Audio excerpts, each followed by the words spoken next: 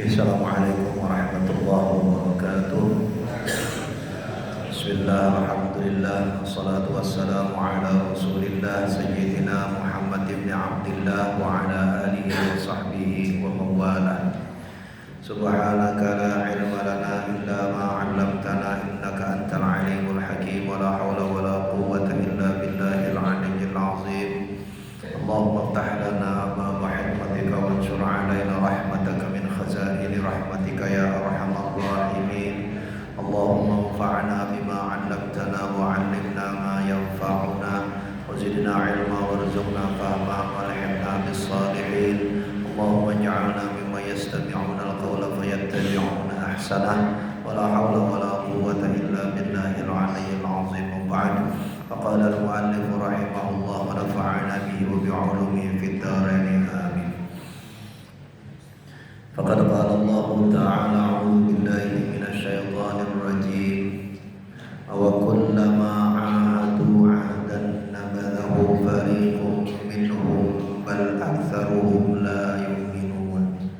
Walamma ja'ahum rasulun min 'indillahi musaddiqun lima ma'ahum nabadha fariqun minal ladzina utul kitaba kitaballahi wara'a dhuhurihim ka'annahum la ya'lamun. Shadaqallahul 'azim wa shadaqa rasuluhun nabiyyul karim wa nahnu 'ala dzalika minasy syahidin wasyakirin walhamdulillahi rabbil alamin. Ya hadratal mukarramin wal muhtaramin, para alim, para yai, para ustaz, para guru agama, para sepuh bini sepuh, ibu bapak, jemaah sekalian, bil khusus Ustaz Nur, guru-guru kita semua, ibu bapak jemaah sekalian yang mugi-mugi kita semua senantiasa dirahmati dan dimuliakan Allah Subhanahu wa taala. Alhamdulillah, puji syukur kehadirat Allah Subhanahu wa taala. Allah Subhanahu wa ta'ala masih beri kita sehat, masih beri kita kemampuan sampai hari ini.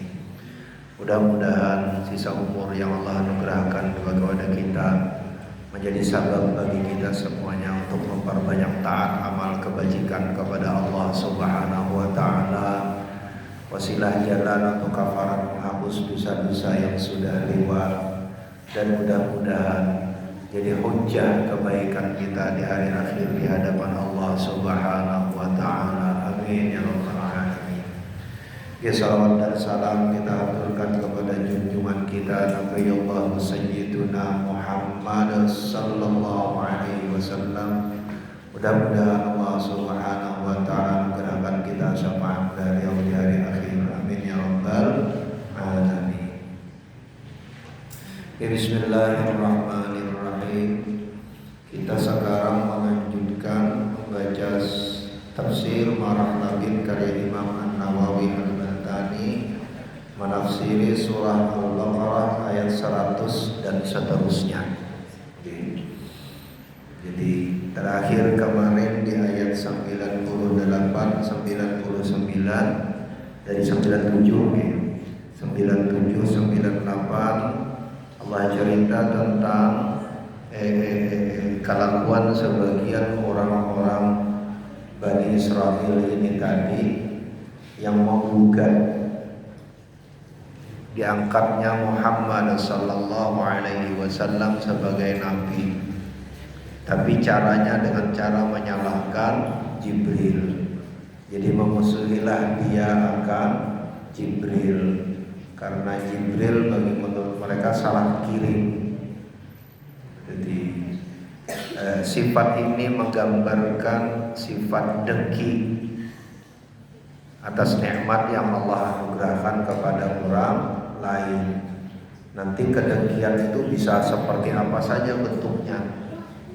Yang pasti hatinya tak pernah nyaman kalau melihat orang mendapatkan kenikmatan, seperti Bani Israel yang tidak suka, hatinya mendengki ketika ternyata Muhammad yang menjadi Rasul. Padahal sebelumnya yastaftihuna alaihim, ketika ada masalah mereka minta tolong sama Muhammad, karena ini orang baik kan mereka. Tapi ketika beneran jadi nabi, tak terima.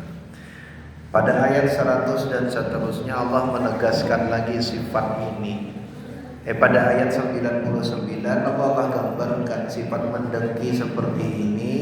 Allah sebut dengan sifat orang-orang fasik. Jadi orang-orang fasik. Nah, masuk ayat 100 dilanjutkan lagi ceritanya. Seperti apa mereka ini?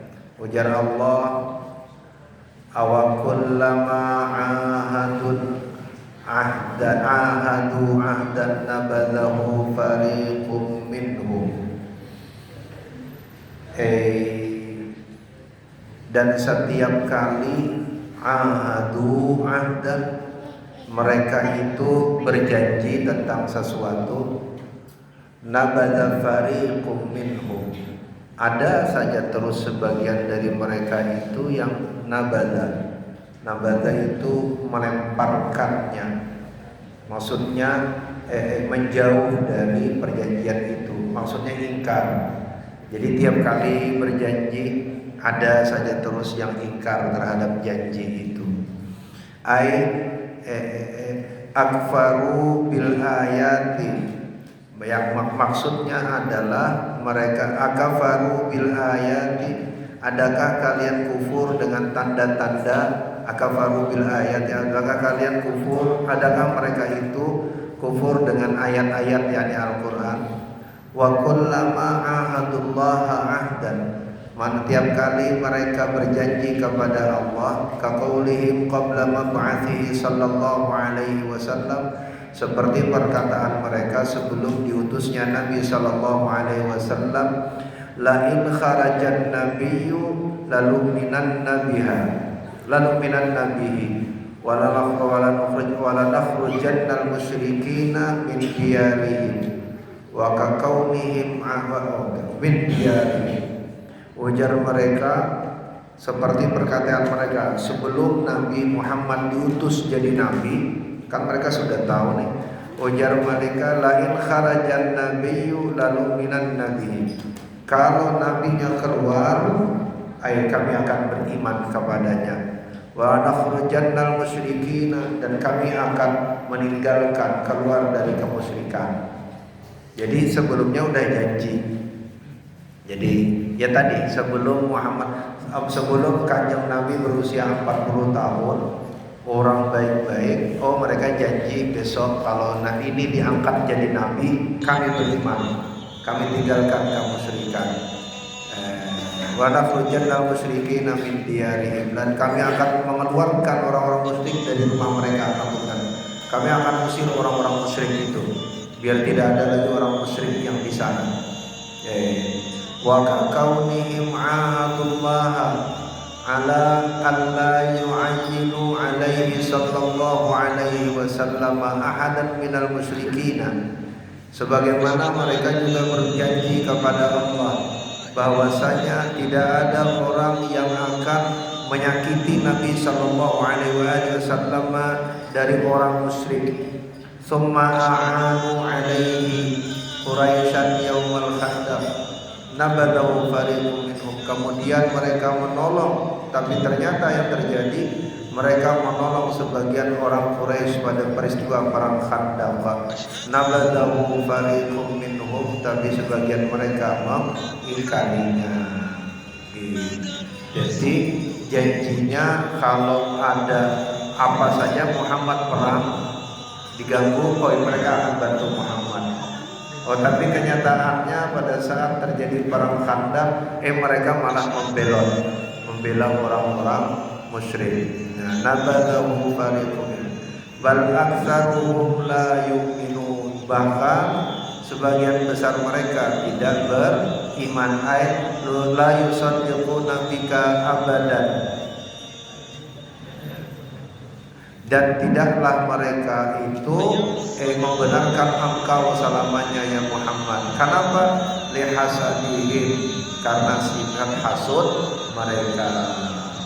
Jadi nyatanya wakila la yusaddiquna bi kitabihim, dikatakan pula tidaklah mereka membenarkan dengan kitab mereka, di annahum kanu fi qaumihim kal munafiqin, karena mereka di tengah kaum mereka itu seperti orang munafik ma Rasulullah sallallahu alaihi wasallam, kepada Rasul sallallahu alaihi wasallam. Yadharuna lahumul imana, mereka yudhiruna lahumul imana, mereka menampakkan iman kepada orang-orang yang beriman kepada Nabi di kitabihim, dengan kitab-kitab mereka, wa rusulihim, dan rasul-rasul mereka. Summa la yu'manuna bimuqtadahu, tetapi mereka tidak beramal dengan tuntutannya. Jadi ayat ini masih menegaskan cerita kemarin, ketika belum apa-apa berjanji, tapi ketika kejadian janjinya dilanggar. Imam An-Nawawi lalu menegaskan kenapa sebab orang bisa melanggar janji, atau kenapa sebab orang menjadi tidak senang dengan orang lain yang mendapat rezeki. Ujar beliau, oleh hasadihim, penyebabnya karena sifat hasud. Jadi hati-hati sifat hasud ini sifat ini itu penyakit hati, salah satu dari penyakit hati yang oleh ujar Imam Ghazali digambarkan sebagai salah satu dari muhlikat. Jadi penyakit hati yang bisa membinasakan kita. Gambaran hasud itu sederhana, ini tadi, tidak pernah merasa senang ketika orang lain senang. Mukone tonggo itu rizki dehi sing gelo. Itu gambaran hasud niku. Tonggo lagi ada cerita kabar, tetangga sebelah naik pangkat di kantor, dehi sing gelo. Pokoknya nek terang tangga tonggo tuku napa wae dehi sing gelo. Sederhana. Jadi ayat ini mengatakan nabadha fariqum minhum bal aktsaruhum la yu'minun. Kenapa sebab orang melanggar janjinya? Kenapa sebab orang bisa tidak beriman? Kenapa sebab orang bisa jadi munafik? Ujar Imam Nawawi, sebabnya karena sifat hasud. Jadi hasud itu apa bahasa Indonesia ya Pak? Iri dengki. Hasad itu iri dengki ya bahasa Indonesia. Walaupun di bahasa Indonesia dibedakan ya Pak, iri dan dengki. Kalau iri itu iri saja, kalau dengki itu berniat merusak. Ya, tapi monggo. Hasud itu yang ngaten ya, hasud itu ya tidak suka itu bisa macam-macam, bisa sampai berusaha menghilangkan rezeki orang lain, mencari-cari cara agar orang tidak mendapatkan kenikmatan.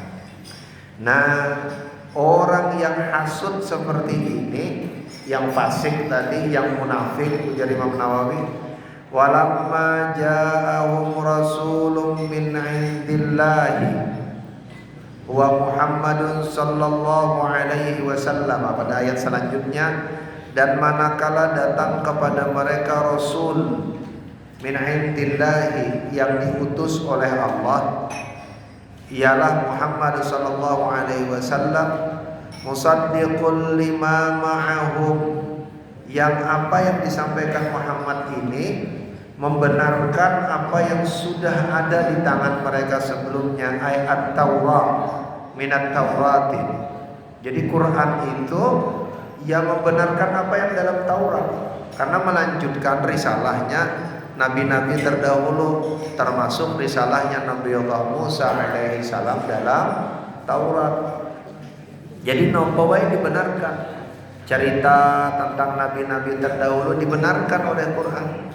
Makanya kan ngatar cerita. Karena cerita dalam Quran itu sebagian besar berisi cerita tentang umat nabi terdahulu, nabi-nabi terdahulu dari sejak Adam sampai Isa. Nah, cerita nabi-nabi terdahulu dari Adam sampai Musa, paling tidak sampai sebelum Isa, nanti sampai Isa juga termaktub. Niku tersimpanlah dalam kitab suci yang terdahulu. Imam di Taurat, disebut pula dalam Injil. Nah, orang-orang Bani Israel ini karena merasa bahwa mereka yang dulu punya kitab, maka mereka lebih tahu daripada kanjeng Nabi Sayyidina Muhammad sallallahu alaihi wasallam. Datang Nabi bercerita tentang datang Quran kepada Nabi bercerita tentang Nabiullah Adam. Orang Bani Israel bilang, "Oh, itu nabi kami tahu ada dalam kitab kami." Berceritalah mereka tentang apa yang ada dalam kitab mereka. Datang lagi Quran bercerita tentang Nabiullah Nuh. Oh, mereka jawab, "Oh, kami tahu itu ada di kitab kami tahu cerita itu." Berceritalah mereka. Cerita-cerita mereka ini di dalam khazanah keilmuan Islam disebutlah sebagai kisah-kisah Israiliyat.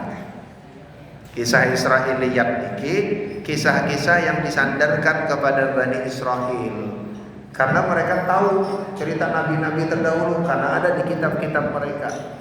Nah, nanti sampai kepada Nabi disampaikan ayat Quran, mereka cerita macam-macam. Sampai kepada Nabi, sahabat lalu tanya, "Ya Rasul, bagaimana kita? Ini ada ayat Quran, tapi nanti orang Yahudi akan cerita panjang gitu, tambahannya kemana-mana sesuai dengan ingatan mereka." Apa ujar Nabi? "La tusaddiquhu wa la tukadzibuhu walakin qulu amanna." Ujar Nabi, tidak usah dibenarkan, tapi jangan juga disalahkan, karena bisa jadi benar. Mereka tahu kok, tapi tidak usah juga dibenarkan. Cukup katakan walakin qulu amanna. Katakan kepada mereka, kami beriman. Maksudnya apa? Kami beriman kepada Allah, kami mengimani kitab-kitab yang terdahulu. Kalau ceritamu itu membuat kami menjauh dari Allah, maka kami tidak akan ikuti. Tapi kalau ceritamu itu sesuai dengan iman kami, ya tak kami tolak. Makanya kan cerita tentang puasa Asyura. Nah, puasa Asyura, puasa 10 Muharram. Niku kan ceritanya dari cerita amalnya Bani Israil. Sampai kepada Nabi, sahabat lalu bilang, tanya, "Oh ya Rasul, kalau kita sholat di tanggal 10 Muharram walaya, kalau kita sholat puasa di 10 bulan Muharram niki sama dengan mereka." Tanya sama Nabi, apa alasan mereka sholat puasa pada hari itu? Oh, karena pada hari itu 10 Muharram itu hari diselamatkannya Bani Israel dari cangkraman Fir'aun. Hari diselamat merapatnya bahtera Nuh setelah sekian tahun terumbang ambing. Maka kata Nabi, kalau mereka puasa karena menghormati itu, wa nahnu ahaqqu minhum. Oh, kalau begitu kita lebih berhak dari mereka, karena kita juga mengimani para nabi itu. Dibenarkan yang ini. Tapi lalu kemudian bagi dibenarkan, kenapa? Karena tak bertentangan dengan iman Islam, iman kita kepada Allah, kepada kanjeng Nabi dan dalam Al-Quran. Tapi ada cerita Datanglah cerita dalam Al-Quran tentang Nabi Allah Adam alaihi salam, sampai cerita kepada godaan syaitan kepada Nabi Allah Adam dan Sayyidatuna Hawa, digoda. Di awal surah Al-Baqarah juga disambut kita membaca itu. Nah, datang Bani Israel cerita lagi. Oh, kata Bani Israel, setannya datang berbentuk ular. Padahal dalam Quran tak ada cerita itu. Oke, kata Nabi, ya sudah, la tusaddiquhu wa la tukadzibuhu. Ya sudah, kita tidak membenarkan apa beneran ular atau bukan, tapi tidak juga kita menolak beneran ular atau bukan, karena informasinya NA, not available. Informasinya tidak tersedia. Walakin qulu amanna. Cukup, ya sudah, kami beriman saja bahwa ada ujian Allah kepada Adam dan Hawa dengan godaan syaitan. Kita nggak ikut cerita itu, nggak ikut cerita itu. Walaupun mereka bercerita, mereka punya cerita itu macam-macam. Sama dengan peristiwa penyembelihan penyembelihan Ibrahim. Di dalam Al-Quran tidak disebut secara spesifik siapa yang disembelih. Tetapi mengikut urutannya para ulama, lalu kemudian sebagian besar menafsiri yang disembelih adalah Nabiullah Ismail alaihis salam. Karena kan cerita mau punya anak lama nih banyak, apalagi ceritanya menceritakan tentang di sisi Ka'bah. Yang ditaruh di dekat Ka'bah kan Nabiullah Ismail. Tapi riwayat Israiliyat lain. Israiliyat cerita boten yang dibunuh itu, yang disembelih itu adalah Nabiullah Ishaq. Sebagian ulama juga mengikut pendapat ini. Maka lagi oleh kata Nabi, la tusaddiquhu wa la tukadzibuhu walakin qulu amanna. Makanya guyonannya, jadi yang disembelih Ismail napa Ishaq? Kambing. Buatan dua-duanya buatan disembelih gitu. Jadi kalau pertanyaannya yang disembelih Ismail apa Ishak? Ya kambing, ya buatan dua-duanya tidak disembelih. Maka sekalipun ada kabar dari Bani Israel cerita, ya sudah, cerita itu tidak dibenarkan, tidak disalahkan. Tapi cukup kita beriman kepada Allah. Nah, itu yang dimaksud ayat ini. Walamma ja'ahum rasulun min 'indillahi musaddiqun lima ma'ahum.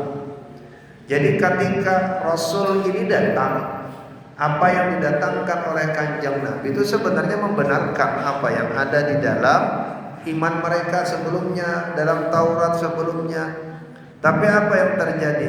Nabadha fariqum minal ladzina utul kitab, melemparkanlah. Nabadha itu bisa bermakna membuang, bisa bermakna melemparkanlah fariqun minal ladzina utul kitab, sebagian orang-orang yang didatangkan kepada mereka Alkitab, utuhu wa tamassaku bihi, yakni maksudnya adalah orang-orang yang mendapatkan Alkitab, yakni Taurat, lalu mereka meyakini Tauratnya ini tadi. Apa yang mereka lemparkan? Kitaballahi wara'a zuhurihim. Mereka lemparkan kitab Allah ini wara'a zuhurihim, ke belakang punggung mereka. Ini takfir. Ini permisalan bahwa mereka tidak memperhatikannya. Karena kalau kitab itu taruh di belakang, gak mungkin orang bisa baca. Jadi maksudnya mereka tidak memperdulikan. Padahal kalau mereka baca kitabnya, mereka akan percaya yang disampaikan Muhammad. Karena apa? Karena sama, ceritanya sama. Hanya bedanya di kitab mereka detail. Adabnya Adam dan Hawa disebut namanya Qabil dan Habil. Dalam Al-Quran tidak disebut namanya, tapi disebut oleh Allah Naba abnai Adam, dua orang anak Adam. Quran cuma menyebut dua anak Adam, gak nyebut siapa namanya. Oh, di dalam Taurat disebutlah nama Qabil dan Habil. Oh, itu disebut namanya. Di dalam Al-Quran tidak disebut nama anak-anak Nabiullah Nuh, hanya Nuhnya saja. Di dalam Taurat disebutkan namanya, tapi sama isinya. Nah, tetapi isi yang sama ini wara abuhurihim, dilempar ke belakang punggung mereka, ka'annahum la ya'lamun, seakan-akan mereka tidak pernah mengetahuinya. Karena apa? Karena mereka kok ternyata sih disampaikan Muhammad ini kayak bodoh. Kalau kita pelajari, kalau kita mengiyakan, berarti kita kalah dengan Muhammad. Maka lalu kemudian sifat hasudnya keluar. Lagi-lagi sifat hasud. Annahu kitab Allah, yakni bahwasanya kitab Allah itu fakafaru inadan, maka mereka kufur dengan penentangan yang bersangatan. Wal kitabu maf'ulun tsani, kitab itu menjadi maf'ul tsani diutu dari kata utu. Wa kitab Allah maf'ul nabadha, dan kitab Allah maf'ul dari nabadha. Wa qala as-Sadi, Imam As-Sadi berkata, lamma ja'ahum Muhammadun sallallahu alaihi wasallam, manakala datang kepada mereka Muhammad sallallahu alaihi wasallam, khasamuhu bit Taurati, mereka memusuhi melawan Muhammad dengan Taurat.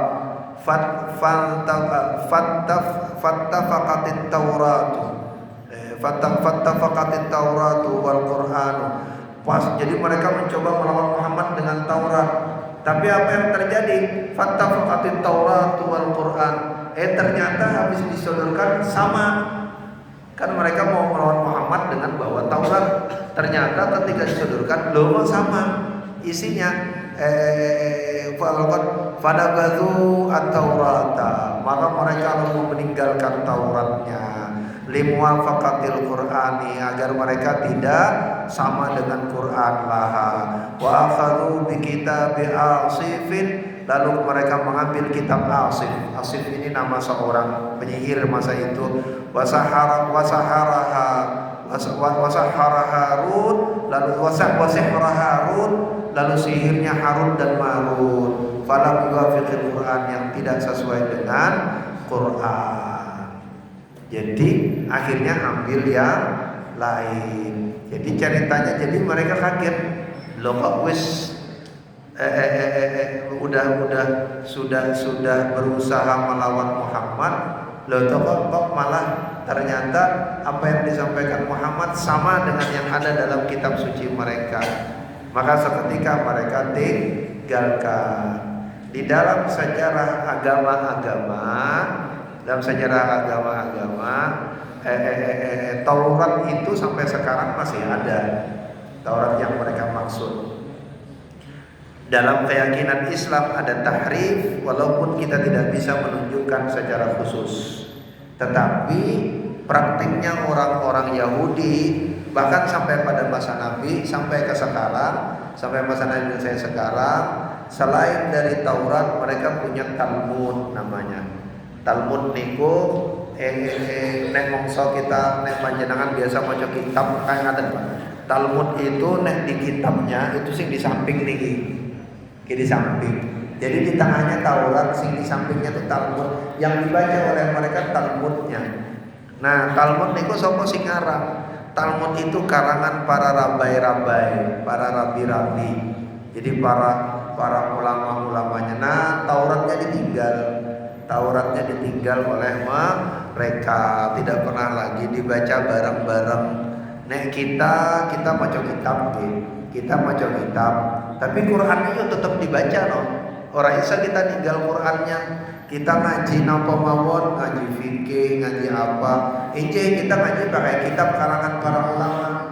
Tapi bersama dengan kitab karangan para ulama itu, maka rujukan utamanya tetap kepada Quran. Para ulama karang kitab fikih, macam-macam tuh pendapat fikihnya. Tapi pendapat fikih mereka akan kembali kepada Quran.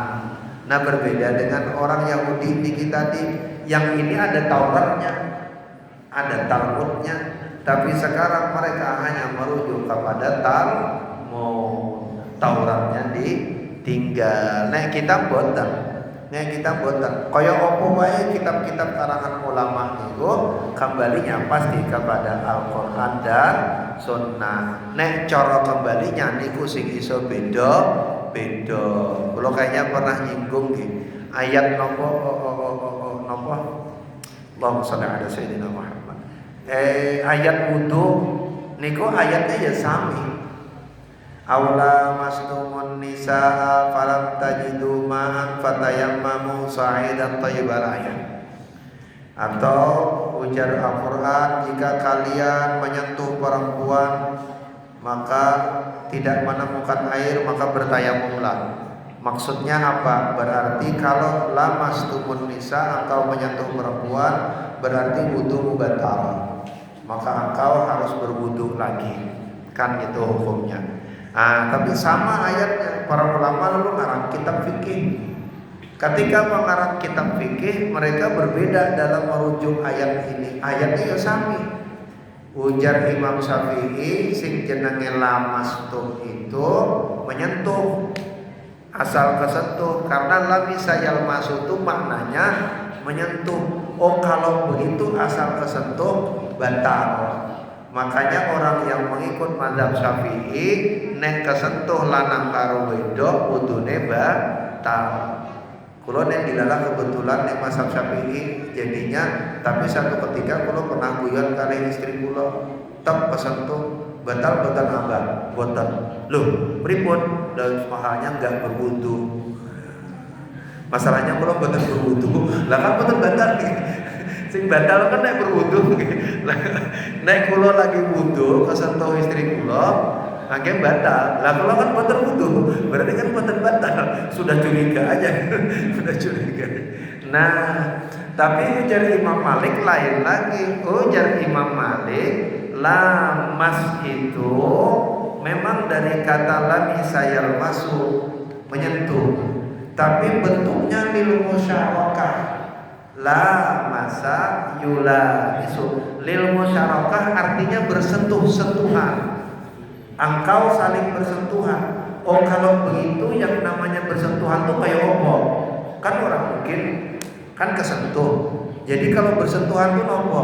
Oh kalau begitu ujar beliau, yang namanya bersentuhan itu cara Quran menghaluskan bahasa. Maksudnya adalah berhubungan suami istri. Karena kan bersentuh, saling menyentuh. Saling menyentuh itu bahasa halus dari mengatakan hubungan suami istri. Hubungan badan maksudnya buatan hubungan lewat WA Pak. Kalau Ustaz berhubungan dengan suami kulo lewat WA batal buatan. Maka saya anyal itu. Itu orang hubungan itu. Nah, ujar Imam Malik, ayatnya ya sami.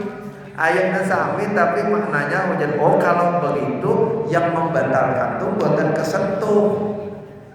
Yang membatalkan itu adalah ketika berhubungan badan. Nek kesentuh mawon ora batal. Versinya Imam Malik. Pada Imam Malik kali Imam Syafi'i ini guru lan murid. Imam Syafi'i muridnya, Imam Malik gurunya. Nah, tapi beruntunglah kita, beruntunglah kita ketika ada para ulama mengarang kitab sama-sama mengutip kepada Quran, tapi mereka berbeda pandangan. Perbedaan pandangan ini akhirnya jadi kebaikan buat kita.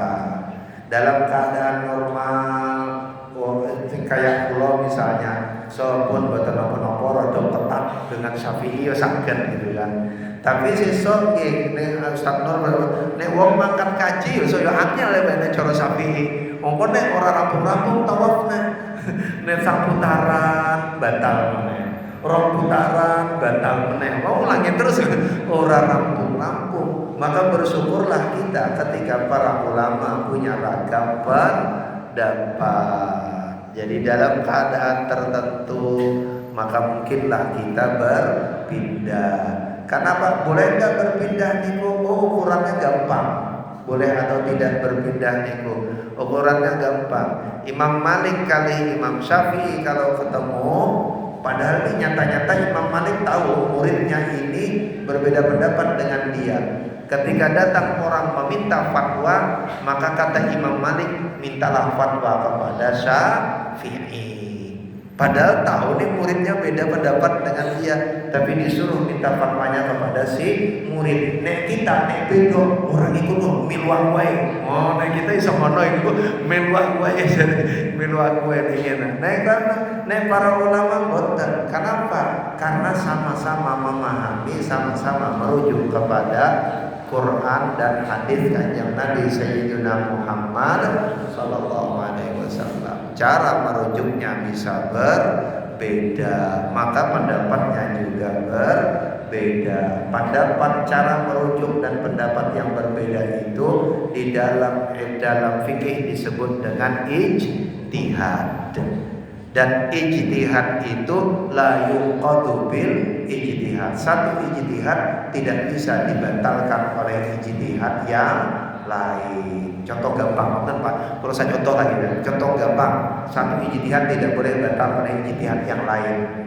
Kulo ikut Syafi'i, nek subuhan itu tak kunut termasuk sunnah. Jadi kulo kunutan.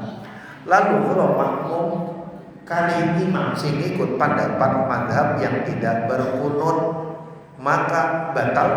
Jadi kulo sujud sawi boten. Kenapa sebab kulo boten sujud sawi? Karena berkunut atau tidak berkunut niku ijtihad. Tidak berkunutnya kulo karena mengikut imam itu tidak membuat lalu kemudian sholat kulo lalu gugur. Karena ijtihad yang kulo ikuti itu tidak menggugurkan ijtihad yang lain. Sami kayak kita sholat misalnya, kulo ikut Syafi'i nganggo bismillah, mas imam tidak pakai bismillah, nopo kalau begitu padahal Fatihah niku rukun qauli ain. Kalau begitu kurang sholatnya boten. Tetap lengkap. Kenapa? Karena yang pakai bismillah niku ijtihad, yang tidak pakai bismillah niku ijtihad. Ketika jamaah melu supir, rasa nek makmum ngatur dhewe, nek makmum kabeh ngatur, orang mlaku-mlaku tuh mobil. Nggih melu supir. Nek supirnya ikut yang mana? Ikut satu ijtihad, tidak menggugurkan ijtihad si makmum, tapi ijtihad yang diikuti makmum juga tidak menggugurkan ijtihad si supir. Makanya sholat kulo tidak batal. Sekalipun kulo nek dhewean go bismillah, mas imam tidak pakai bismillah, kulo di belakang kulo dan batal sholat kulo, tidak dianggap kurang. Atau sebaliknya, misalnya nek kulo nang imami lalu kulo pakai bismillah, yang makmum yang tidak berbismillah juga tidak batal, tidak dihitung ketambahan. Niki ketambahan berarti boten, ora bisa dihitung ketambahan. Karena sama-sama ijtihad. Jadi belajar ijtihad perbedaan niku sebenarnya nikmat juga. Ada kitab kecil namanya Rahmatul Ummah fi Ikhtilafil A'immah. Biasanya ning pondok maca niku itu kitab kecil. Rahmatnya umat pada ikhtilafnya para imam. Pendeknya sederhananya begini. Kita tidak mesti harus menguasai semuanya, tetapi setidaknya belajarlah kita untuk terbuka dari segala perbedaan di sekitar kita dalam hal agama. Ojo gumunan, ojo kagetan. Jangan lagi pesannya senang kali juga. Mungkin ini jadi wasiat, jadi nasihat, jadi wasiat khusus buat kula pribadi dan kita semuanya. Mungkin jadi jalan kebaikan buat kita semuanya fi dini wa dunya wal akhirah. Dan kita terus berkirim Fatihah alhamdulillah saudara-saudara kita di Gaza. Mudah-mudahan Allah berikan kemudahan mereka. Mudah-mudahan apa yang terjadi hari ini menjadi sabab mereka mendapatkan kebaikan-kebaikan yang utama, terus semakin membaik keadaannya. Lahumul Fatihah. A'udzubillahi minasyaitonir rajim. Bismillahirrahmanirrahim. Alhamdulillahirabbil alamin. Arrahmanir rahim. Maliki yaumiddin. Iyyaka na'budu wa iyyaka nasta'in. Ihdinas siratal mustaqim. Siratal ladzina an'amta 'alaihim ghairil maghdubi 'alaihim waladdallin. Taqabbalallahu minkum wallahu a'lam bissawab. Kita tutup dengan baca surah Al-Asr dan doa kafaratul majlis. Bismillahirrahmanirrahim. Wal 'asri innal insana lafi khusrin illal ladzina amanu wa 'amilus solihati wa tawassaw bil haqqi wa tawassaw bis sabr. Subhanakallahumma wa bihamdika asyhadu an la ilaha illa anta astaghfiruka wa atubu ilaik. Walhamdulillahirabbil alamin. Allahu a'lam bissawab. Salah khilaf kalau mohon maaf. Assalamualaikum warahmatullahi wabarakatuh.